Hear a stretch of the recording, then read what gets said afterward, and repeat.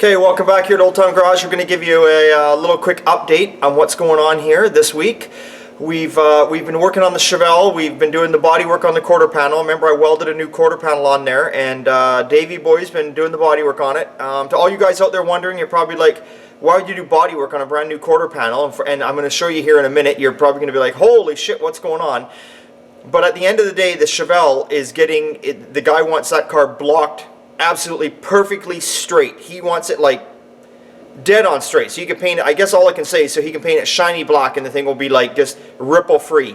And if that's the case, every single car out there that are new, we'll say for instance, and every body panel that you buy that's reproduction, they've all got a little bit of this going on in them. So that's why when you watch these TV shows, and I'm standing up for the guys that are on shows here right now, you'll see them, because those parts usually come in a black gel coat. They'll sand that part down and get the black gel coat off of there and get it so it's got some adhesion, because what they're going to do is they're going to put a skim coat, a body filler on there, a light skim coat. Then what they're going to do is they're going to block it and they're going to knock probably half, if not more of it back off. But whatever little bit is left on there is going to fill in them little bit of ripples that you got going on. So that is why you see this happening on TV. I've seen a lot of guys watch TV shows and they're like, look at the guy just got a brand new Brookville steel body or whatever he got, a brand new fiberglass body. And he's skim coating the whole thing with Bondo. What a Bondo barge. Well, I'm sorry people, but nothing you get, nothing you buy is perfectly straight. And I'm going to give you a fine example here in a minute of some parts that Mark has brought me down here for his little 49 GMC that I'm building for him. And we're going to show you exactly, and he bought top of the line aftermarket parts. I'm not going to say the company because they could be out there and they may take it as a thumbs down to them, and it's not. The parts that Mark got from this company, holy shit, they're the best, thickest steel parts I've ever felt. If anything, I want to say who they are to give them a big thumbs up. But I'm going to show you, even though they're good quality parts, they too still have a few ripples in them.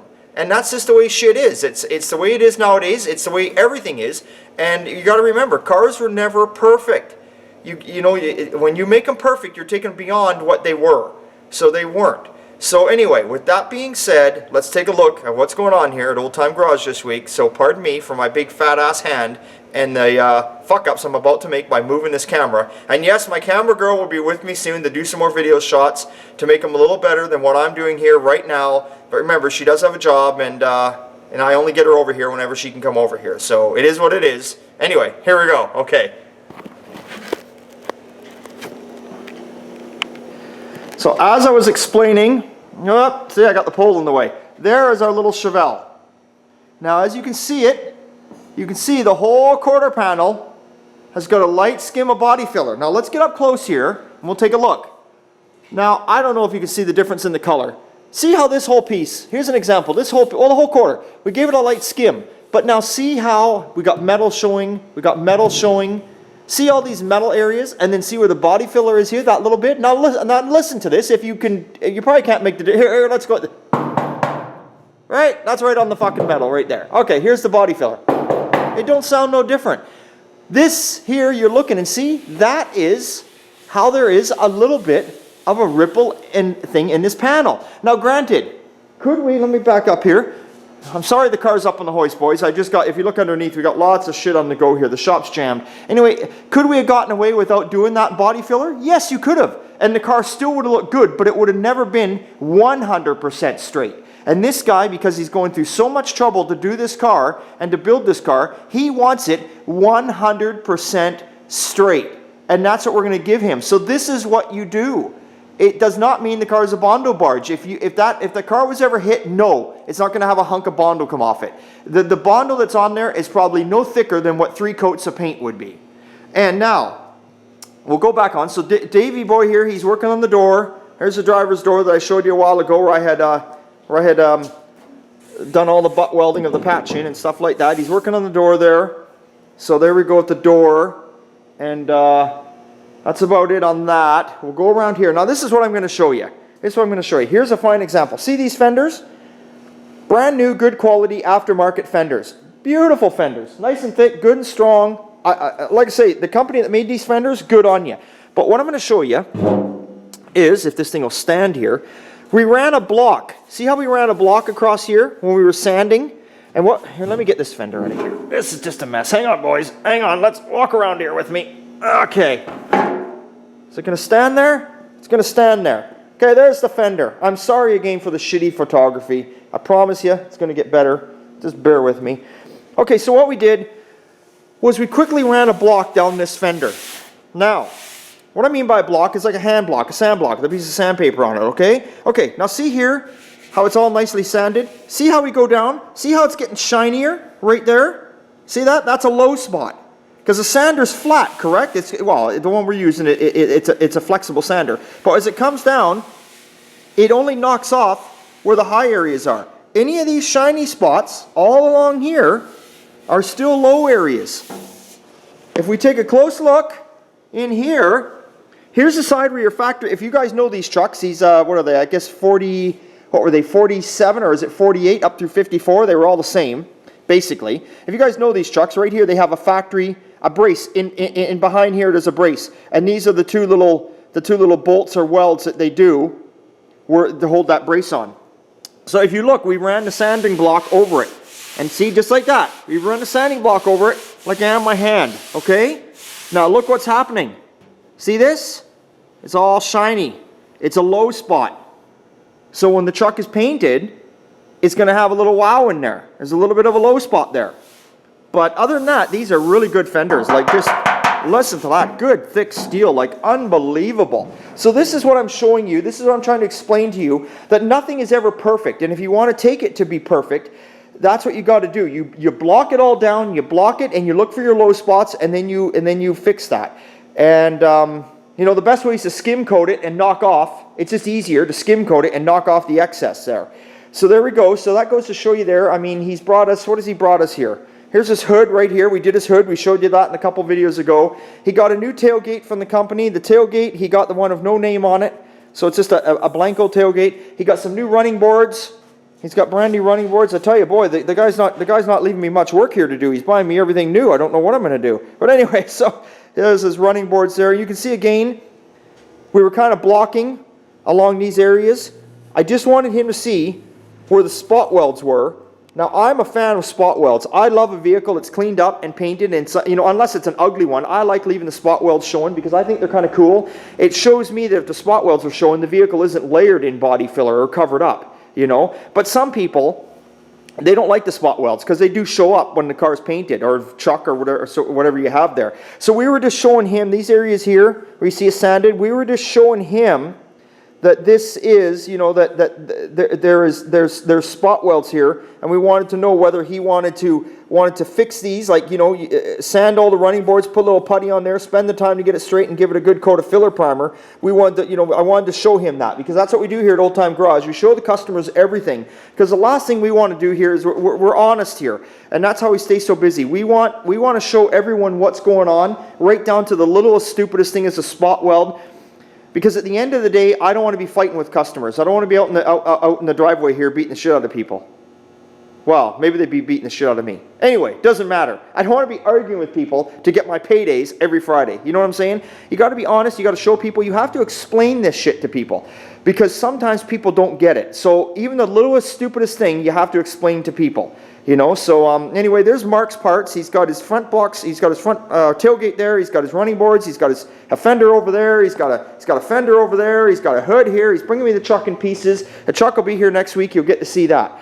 Okay, so onward and upward. What do we got sitting right here that's in the camera you're seeing? Well, guess what? This is the frame to Dennis's 68 Chevelle that's we've been talking about the whole time, right up there up on the hoist. Here's the frame, and the reason I'm doing this, I want you guys to take a look at this old frame before I get it ripped apart, because we're going to start ripping it apart, and I hope to have it apart here within a matter of 2 hours. It should be apart in 2 to 3 hours. It shouldn't take much more than that. I started ripping one side off here. I got the coil spring out of there. You can see it's laying right here on the floor. There's the coil spring.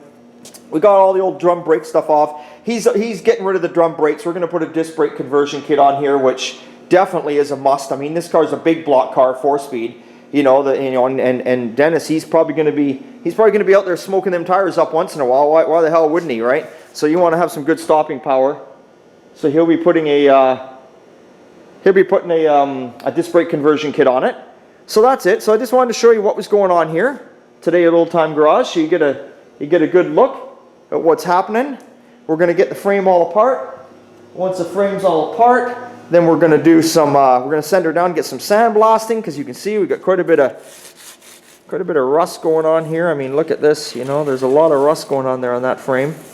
So he's got the 12-bolt posi rear end in there. Looks like way back in the day somebody put some old bloody traction bars up underneath there, you know. Dennis used to drive this car a long time ago, so, you know, that's pretty cool. Oh, and here, let's not forget. You remember my buddy Gene at the 41 Ford Coupe. Well, here we are. Gene's frame is back. Let's get in here. There's the motor Bruce did for it. Bruce built up a little flathead. It's got Offenhauser heads on there, and these are not reproduction. These are actually original from the day. It's got an Offenhauser dual card manifold on there. Bruce built up this little flathead for him. It's got a conversion kit on the back from Speedway Motors. Here we go. Let's get around here. Good group of guys. There you go. For anyone out there looking for stuff, look up Speedway Motors.